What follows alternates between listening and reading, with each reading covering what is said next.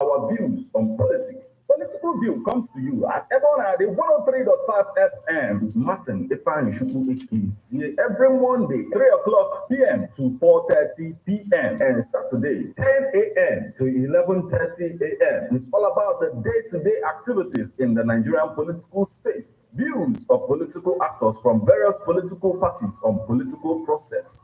View 103.5 FM or you join online via mixlr.com/gistfm every Monday and Saturday. What are your political views? Keep a date. So guys, like, subscribe, and share right there.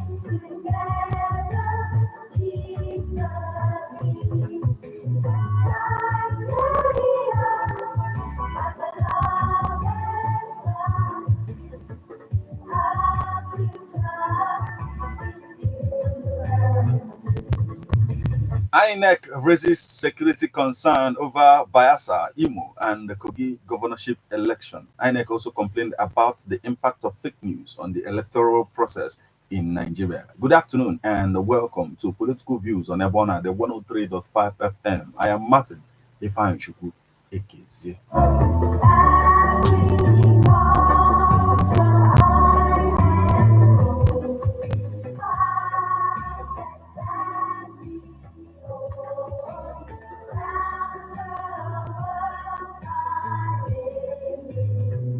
As President Bola Ahmed Tinubu presided over the second Federal Executive Council meeting, the Vice President Kashim Shettima has departed Abuja, the nation's capital, for Beijing, China, to represent President Bola Tinubu at the Third Belt and Road Initiative Forum. The Vice President will move from China to the United States. A lot is happening in our political space this afternoon, so let me bring you up to speed. And this is the headlines.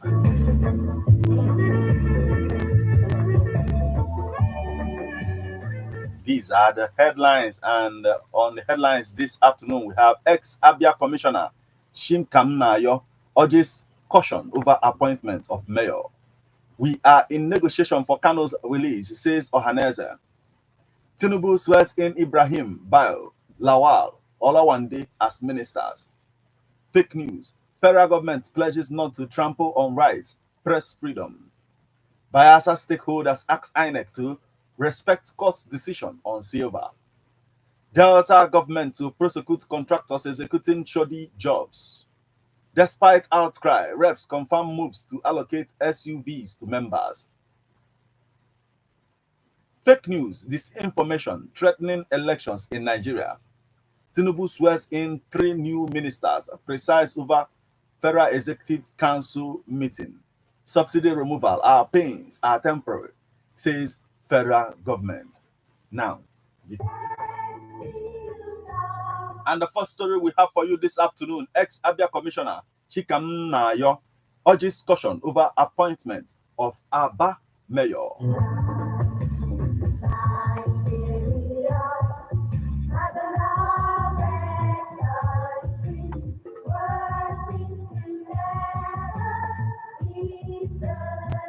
The immediate past Commissioner for Information and Strategy in Abia State, Chief Eze Chikamnayo, has urged the state governor, Alex Uti, to tread carefully over the appointment of mayor of Aba City.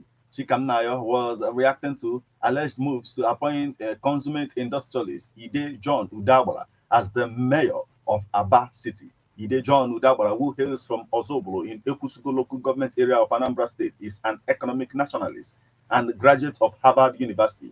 Making the announcement at a stakeholders meeting at the weekend, Governor Oti said in a viral video that the era of indigens and non-indigens is gone in Abia State. However, Chikamnayo urged President Bola Tinubu and all the security agencies to quickly call Governor Oti to order to avoid turning a peaceful state to crisis zone.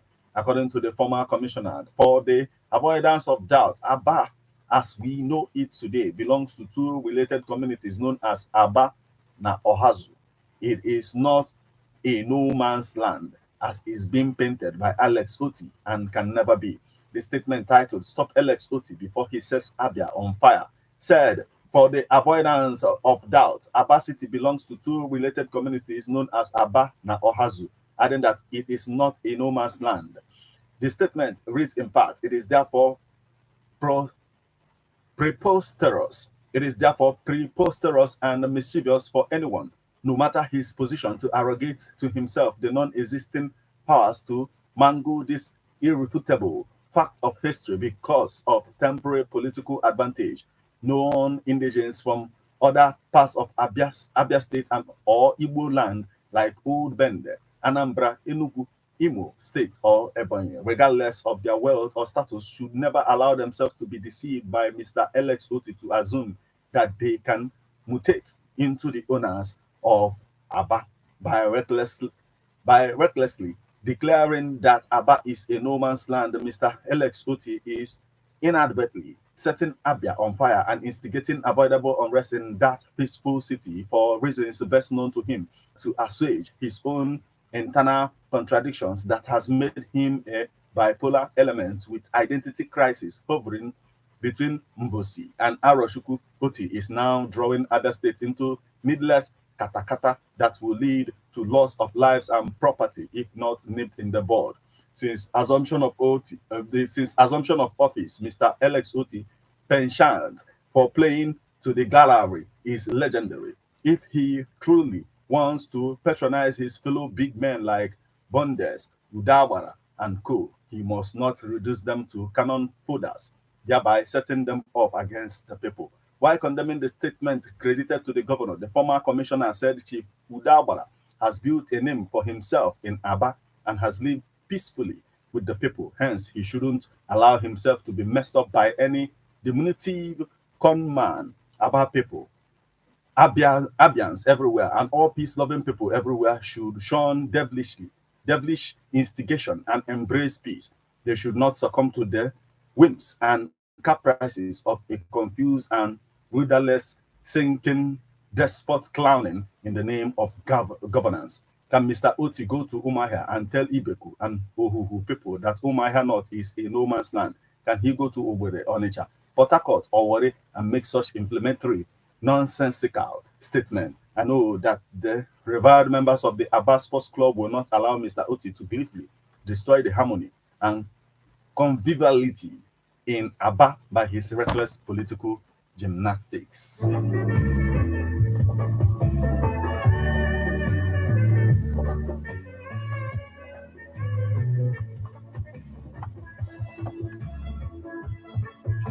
And the next story we have for you this afternoon, we are in negotiation for Kano's release, says Ohaneze.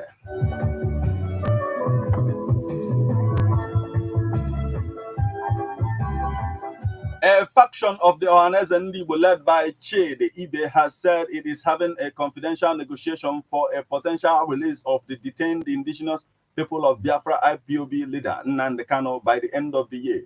This was made known in a statement made available to newsmen by the Secretary General of the faction of the Apex Igbo Social Cultural Organization, Okechukwu Isiguzoru.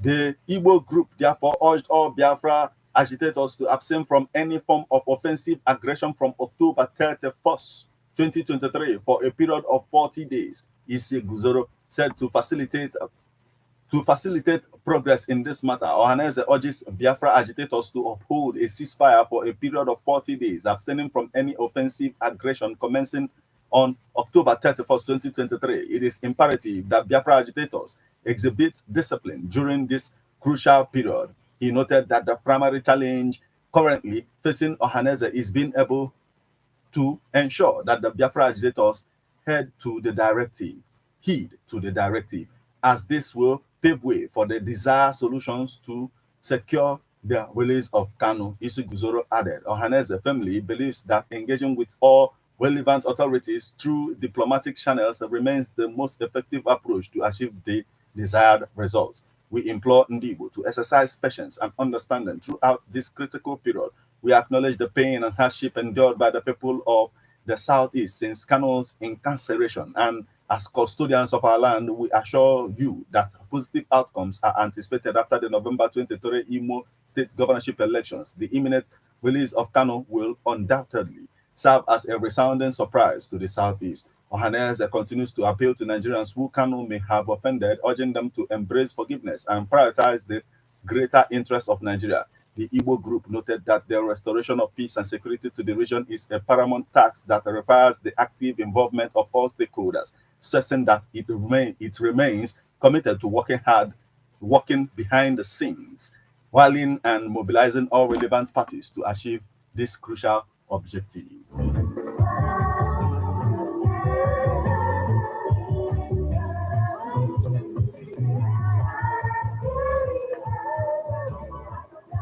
And still on the stories making rounds our political space this afternoon, Tinubu swears in Ibrahim, Bayo, Lawal, Olawande as ministers.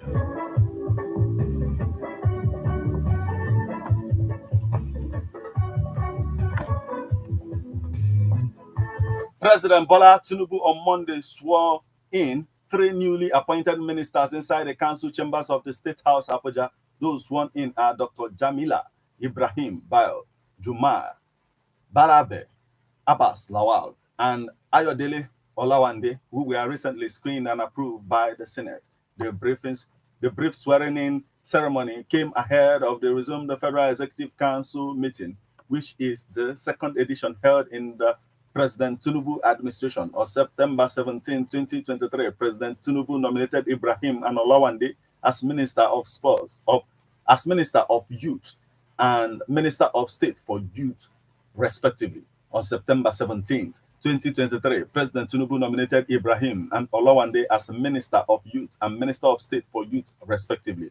He also requested the Senate to screen Balabe Lawal as Minister from Kaduna. Lawal, who served as Secretary to the government under former Governor Nasir El-Rufai, replaces his principal in Tinubu's cabinet as Minister of Environment.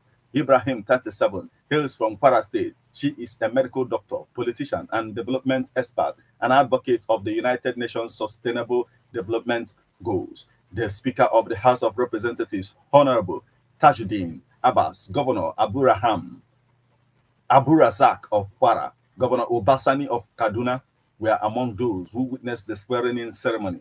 Immediately after the swearing-in ceremony, the Federal Executive Council, which is also being presided over by President Tinubu, went into a closed door. The Secretary to the Government of the Federation, SGF, Senator George Akume, the Chief of Staff to the President, Honorable Femi Wajabiamila, Head of Civil Service of the Federation, Dr.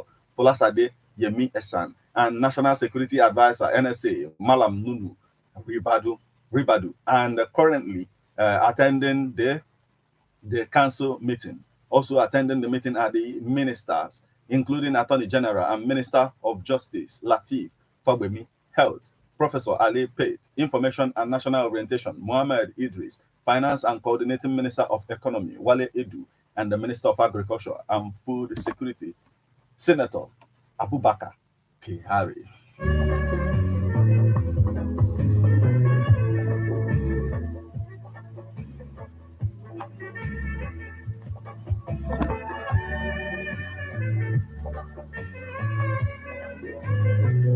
The next story we have for you this afternoon, fake news. Federal government pledges not to trample on rights, press freedom.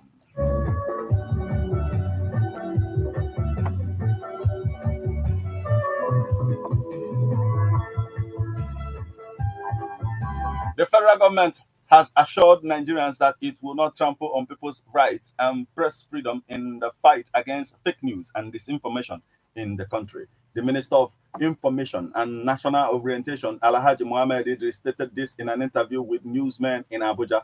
Idris called on Nigerians to always promote the truth and nothing but the truth.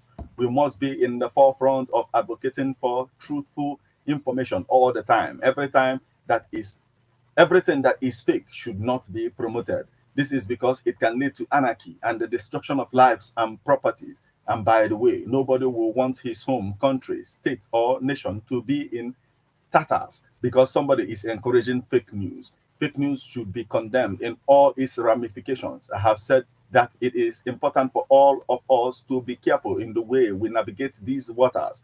We know that we don't want fake news, he said. The minister further explained that there are people who are using so many platforms to provide credible information, adding that such is desirable and should be emulated. So we must collectively come together and see ways and means by which these fake news can be tackled without necessarily trampling on the rights of the people, press freedom, freedom of information, he said. The minister said that Nigeria will key into the strategies and best practices to be adopted by the international community in the curtailment of fake news vendors.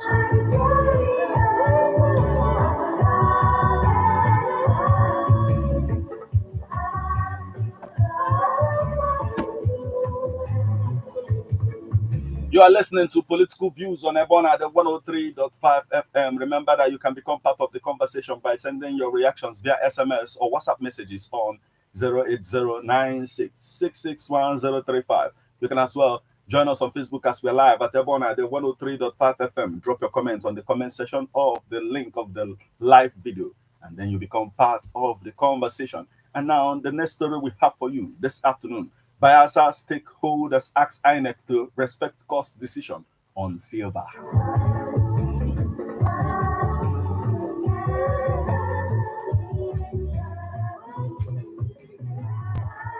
The Bayelsa Democratic Coalition, a forum dedicated to the advocacy for transparent and peaceful governance in Bayelsa State, has called on the Independent National Electoral Commission (INEC) to respect the decision of the Federal High Court, which disqualified the candidate of the All Progressives Congress (APC), Tim Silva, from participating in next month's governorship election in the state.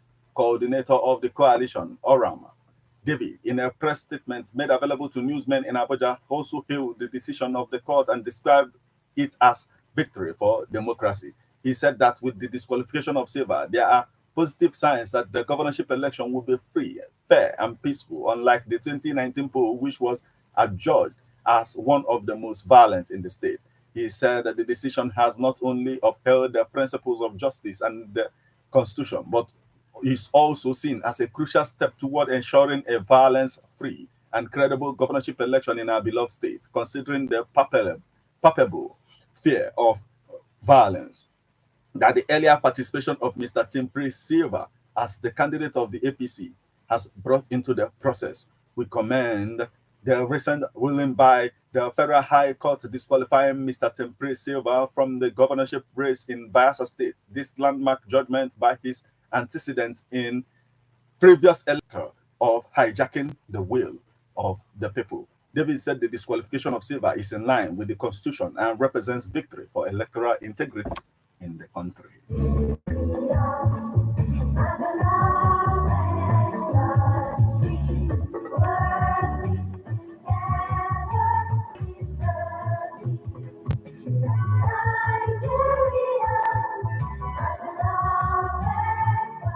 The property of the National Assembly at the expiration of the tenure of the 10th Assembly in 2027 should the extant assets, the burden policy of government still be in place. Members have the option of making payments for the outstanding value of the vehicle to government coffers before they can become theirs. Otherwise, it remains property of the National Assembly. As part of the 10th Assembly's objective to ensure our integrity and independence, lawmakers have resolved to maintain a respectable distance from the executive, especially on issues relating to logistical aspects of oversight functions, including reaching difficult terrains, no matter how remote the location is. As long as there are Nigerian citizens living there, they deserve highly mobile representatives who can see firsthand what they are going through and ensure government interventions, programs, and policies are carried out effectively. This can only be possible with functional and reliable off-road vehicles, while assuring the House was committed to reducing the cost of governance in line with present realities. He said Nigerians willing to research further would find a significant body of work with evidence that the percentage of the components of the legislative budget as part of the national budget has been on a downward trend over the past decades. According to him, this is despite inflation and expanding role and relevance of honorable members in the lives of citizens. He said legislative budget currently stands at 0.5% of the federal budget.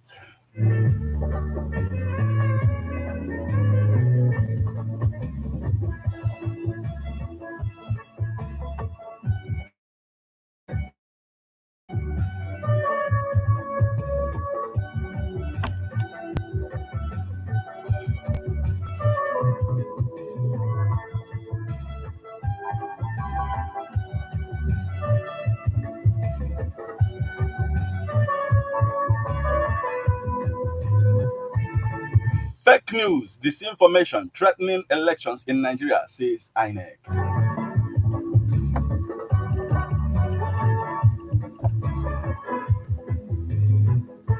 The Independent National Electoral Commission has again raised alarm over the rising cases of fake news and misinformation, which it said was capable of having a negative impact on the management of elections in the country, if not nipped in the bud. The commissioner described as distasteful its experience with fake news, hate speech, and misinformation during the 2023 general elections, adding this information is being used to provoke religious and tribal sentiments, which has already polarized the country. The National Commissioner and member of the Information and Voter Education Committee of the Commission, Professor Kunle Ajayi, disclosed this while speaking at a two-day capacity of INEC press corps. The workshop with the team, ethical, safety practices, and critical issues relating to Kogi, Imo, and Bayelsa governorship elections is sponsored by the Development Alternatives Incorporated. Professor Ajayi said elections-related disinformation has become a major strategy used by nefarious individuals and groups in the political space to manipulate the general public to their advantage, regardless of the consequential effects such propaganda may have on the peace and stability of the electoral process and country at large.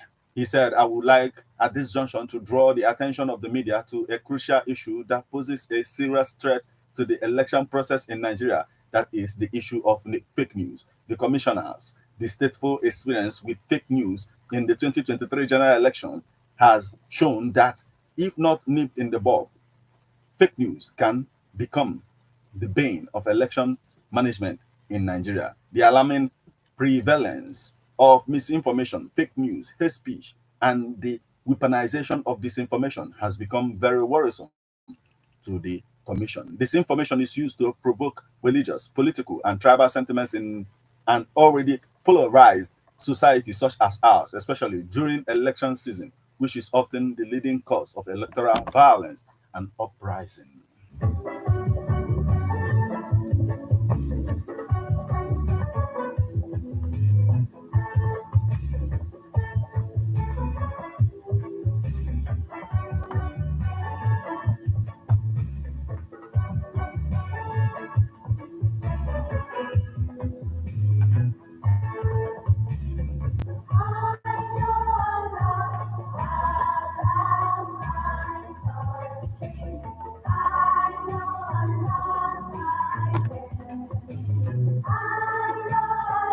And the last story we have for you this afternoon before you can call in and tell us what you think of all of this is subsidy removal. Our pains are temporary, says federal government.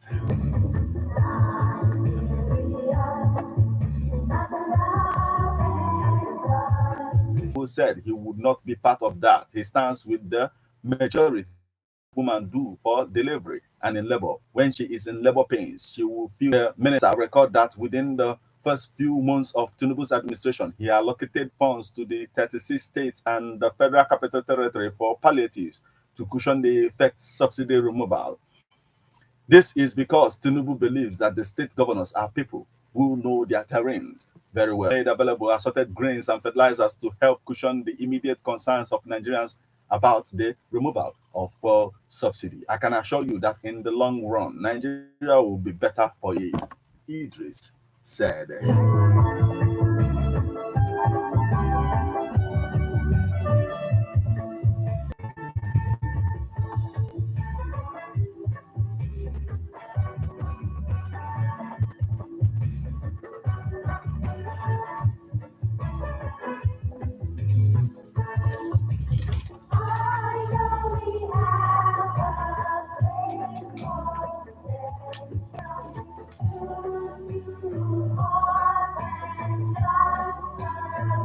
There you have it. The PDP candidate in the governorship election in Lagos State, Abu Aziz Olajide Aderinan, appeals tribunal judgment affirming Governor Sanwo-Olu's as the winner.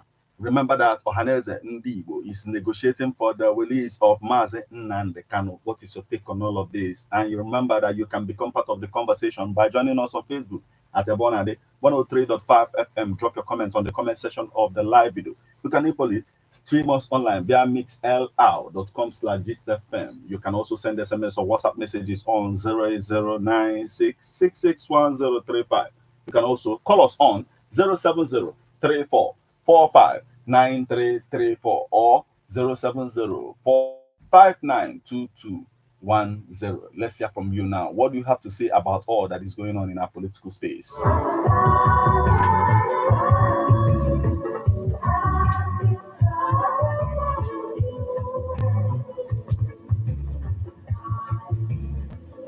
Hello. Hello, good afternoon. Yes, good afternoon, my brother. Yes, Honorable Onyedika on the line. Please go on, sir.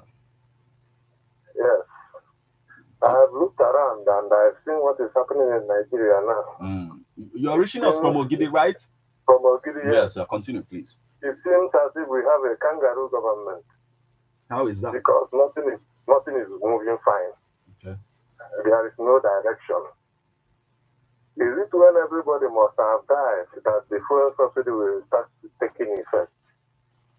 I mean, things is just miserable this time around. Then dollar was into politics. Everybody. Let nobody politicize this. So we want to see this. Something which maybe that you don't understand my statement there. I want clarification on that. Okay. Because that role I play. I know the role I'm supposed to play as a journalist. You don't give me a role and then force me to accept the role a devil's advocate. So that is not what I'm doing here. Is it a bad thing for journalists? No. Not the tools for journalists to use. A journalist is not supposed to know. A journalist is not. No, a journalist is not supposed to play the role of the devil's advocate. My role is supposed to be, I'm supposed to serve as like the fourth. I'm supposed to be, the ombudsman. That's what I'm supposed to be.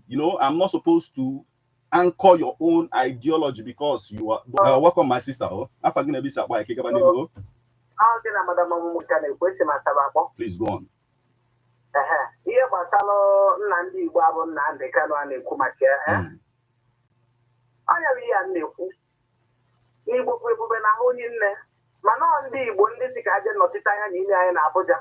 Ndị je onye ọbụla ebido tiwe hope ụzọ dị mma anyị ejere na-ezi nna ndị ka onye nke ọzọ edifensi from